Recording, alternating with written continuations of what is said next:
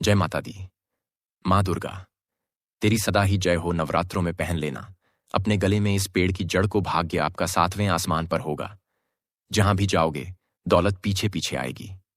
दोस्तों, हिंदू संस्कृति में कई तरह की पौराणिक मान्यताओं को महत्व दिया गया है कि कई ऐसे पेड़ पौधे होते हैं जो कि काफी शुभ माने गए हैं। कई ऐसे पेड़ पौधे होते हैं जो कि हमारे जीवन में चल रही परेशानी को दूर कर देते हैं। खास बात यह है कि पेड़ पौधे की ना सिर्फ लोग पूजा करते हैं, बल्कि औषधि के रूप में भी प्रयोग करते हैं। यह कई प्रकार की बीमारी को ठीक करते हैं और वेद पुराणों में भी कई प्रकार के पेड़ पौधों का उल्लेख है, जैसे कि तुलसी का पौधा है, पीपल का पौधा है। इसका बहुत ही ज्यादा आध्यात्मिक महत्व होता है। दोस्तों, अगर आपने देखा होगा, हम सब पीपल की पूजा क्यों करते हैं? हमें पीपल की पूजा क्यों करनी चाहिए? वट सावित्री जो व्रत रखते हैं, जो माता बहनें, वह पीपल की पूजा क्यों करती है? क्योंकि पेड़ पौधों में कुछ ऐसी अलौकिक चमत्कारिक शक्तियां होती हैं जिसके दम पर कुछ समय में, यानी कि कम समय में, आपको अच्छे परिणाम मिलते हैं। तो आज मैं आप लोगों को नवरात्रि के समय में ताबीज में भर करके पहन लेना। इस पौधे की जड़ बंद किस्मत के ताले खुल जाएंगे। इस वीडियो में बताऊंगा। देखिए, यह जो नवरात्रि का समय होता है, माँ नौ दुर्गा की कृपा प्राप्त करने का, इनसे आशीर्वाद प्राप्त करने का सबसे अच्छा समय माना गया है। जो व्यक्ति रिद्धि प्राप्त करना चाहते हैं, सिद्धि प्राप्त करना चाहते हैं, शुभ एवं लाभ को प्राप्त करना चाहते हैं, धन धान्य की कामना हो, धन धान्य से समृद्ध होना चाहते हैं, आरोग्य की प्राप्ति करना चाहते हैं, अगर आप चाहते हैं आपके जीवन से दुर्भाग्य दूर हो जाए, कीर्ति की प्राप्ति हो, शांति की प्राप्ति हो, आपको मान सम्मान की प्राप्ति हो, तो आप एकदम सही वीडियो में आए हैं। आपको कहीं भी जाने की जरूरत नहीं है। आज मैं आप लोगों को नवरात्रि के समय में धारण की जाने वाली 5 जड़ के बारे में बताऊंगा। 5 जड़ में से कोई भी एक जड़ अवश्य धारण करना। जितने भी मैंने लाभ इस वीडियो में बताए हैं, वह सारे लाभ आपको मिलेंगे। पेड़ पौधों में बहुत ही ज्यादा चमत्कारिक शक्तियां होती हैं। आप माने या ना माने, हमने जीवन काल में कई बार औषधि का प्रयोग करके बहुत सारे साधकों की बीमारी को भी ठीक करा है, और बहुत सारे पेड़ पौधों का प्रयोग करके कई लोगों की समस्या को, जटिल से जटिल समस्या को हमने चुटकियों में समाप्त करवाया है। तो जो पेड़ पौधे होते हैं, कहीं ना कहीं धार्मिक दृष्टि से ले, चाहे आध्यात्मिक दृष्टि से ले लीजिए, हमें फायदा पहुंचाने का काम ही करते हैं। अगर अभी तक वीडियो को लाइक करके जय माता दी नहीं लिखा तो जल्दी से लिख दीजिए। सर्वप्रथम तो आपको नवरात्रि के 9 दिन इस पेड़ पौधे की जड़ को ले आना है। अगर नवरात्रि के छठे दिन इस वीडियो को देख रहे हैं, तो नवरात्रि के छठे दिन भी इस पेड़ पौधे की जड़ ला करके आप जो है अपने घर में पूजन करके धारण कर सकते हैं। लेकिन अगर नवरात्रि के 9 दिन आप इनकी पूजा करके जड़ को धारण करते हैं, तो फिर अति उत्तम है, आपको वह हर सारी चीज प्राप्त होगी जो चीज आप प्राप्त करना चाहते हैं। दोस्तों, महंगे रत्न पहनने की बजाय अगर आप जो है इन पेड़ पौधों की जड़ को धारण करते हैं, तो उससे अच्छा आपको परिणाम मिलेगा, रिजल्ट मिलेगा। कहीं ना कहीं रत्नों में मिलावट होती है, कहीं ना कहीं रत्नों में त्रुटि होती है, लोग आपको बेवकूफ बना सकते हैं, लेकिन पेड़ पौधों से आपको कोई बेवकूफ नहीं बनाएगा इसकी जड़ से, क्योंकि स्वयं आप इसे जो है अपने हाथों से उखाड़ करके लाएंगे और इसे आप धारण करेंगे। तो मैं आप लोगों को नवरात्रि के समय में लाए जाने वाले पेड़ पौधों की जड़ के बारे में बता रहा हूं, जिसे आप जो है ला करके धारण कर सकते हैं। दोस्तों, सर्वप्रथम तो इन पेड़ पौधों की जड़ को लाने के बाद आपको क्या करना होता है, इसकी देवी प्रतिमा की तरह 9 दिन तक पूजा करनी होती है। जैसे माता नव दुर्गा की पूजा करते हैं, ठीक उसी प्रकार इन पेड़ पौधों की जड़ को ला करके 9 दिन तक आपको पूजा करनी होती है। और 10वें दिन जो विजयदशमी होती है, उस दिन चांदी के ताबीज में भर करके पहनना होता है। अगर आपका सामर्थ्य नहीं है कि चांदी का ताबीज जो है आप ले सके, तो आप जो है बिना चांदी के ताबीज के भी पहन सकते हैं। जो तांबे के ताबीज आते हैं, उसमें आप जो है धारण करके जो है डाल करके धारण कर सकते हैं। तो आइए इस वीडियो में जानते हैं कि कौन सी चीज को हमें नवरात्रि के समय में, कौन सी जड़ को ला करके धारण करना चाहिए, पहनना चाहिए। 5 जड़ के बारे में बता रहा हूं। जानकारी बताने से पहले, वीडियो में आगे बढ़ने से पहले आप सभी दर्शकों से गुजारिश करना चाहूंगा, वीडियो में बताई गई जानकारी पसंद आएगी तो वीडियो को लाइक करें, और हाँ दोस्तों, कमेंट बॉक्स में अपनी राशि भी डाल दीजिएगा। अगर हमारे पास कोई उपाय होगा तो वह आकर हम आपके कमेंट में रिप्लाई करके बता देंगे। दोस्तों, आइए जानते हैं। सर्वप्रथम तो आपको चमेली की जड़ लानी चाहिए। चमेली की जड़ के बेनिफिट बताना चाहूंगा, फायदे बताना चाहूंगा। चमेली की जड़ में दैवीय शक्तियां समाहित रहती हैं। आपने देखा होगा, चमेली का जो तेल है हनुमान जी महाराज को प्रिय होता है। इसमें हनुमान जी महाराज की दैवीय शक्तियां रहती हैं।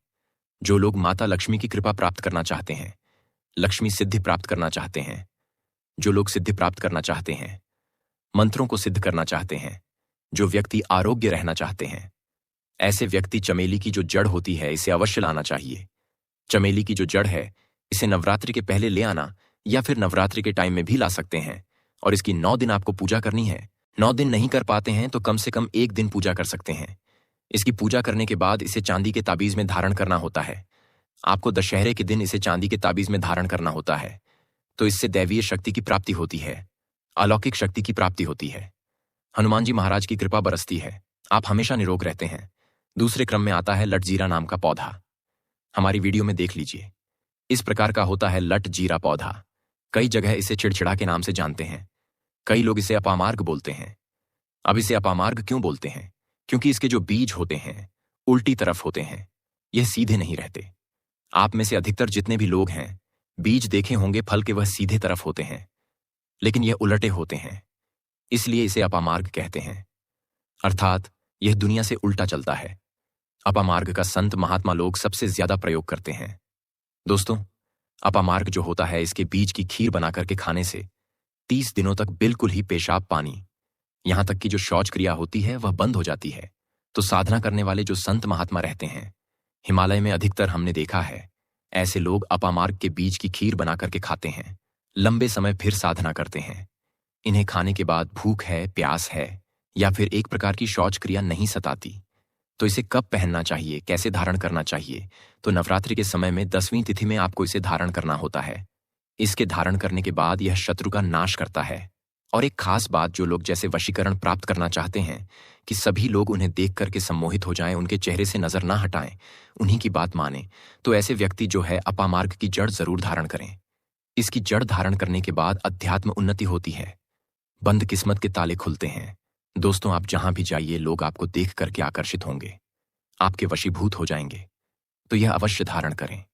इसे पहनने के बाद जो नवग्रह की पीड़ा होती है, नवग्रह में से किसी भी प्रकार के जो ग्रह है आपको गलत परिणाम दे रहे हैं, गलत फल दे रहे हैं, तो गलत फल देना बंद कर देते हैं, स्थिर हो जाते हैं। दोस्तों, तीसरे क्रम में आते हैं बरगद की जटा। पिछली वाली वीडियो में बरगद की जटा के बारे में भी एक वीडियो बनाई है। यह बंद किस्मत के ताले को खोलती है।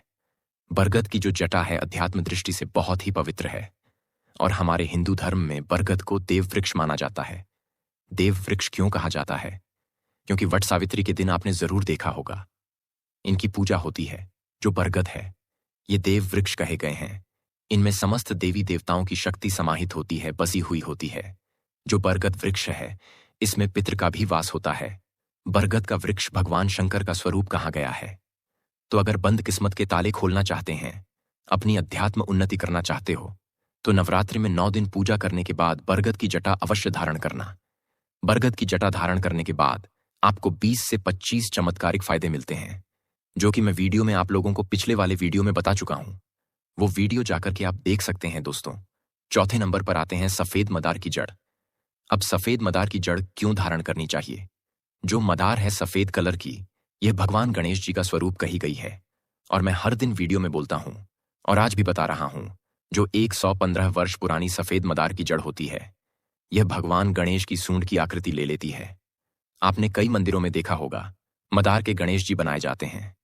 मदार के जो गणेश जी हैं इन्हें बहुत ही ज्यादा चमत्कारी कहा गया है। यह तत्काल अपना फल प्रदान करते हैं। भगवान गणेश जी को रिद्ध सिद्ध शुभ लाभ के स्वामी कहा गया है।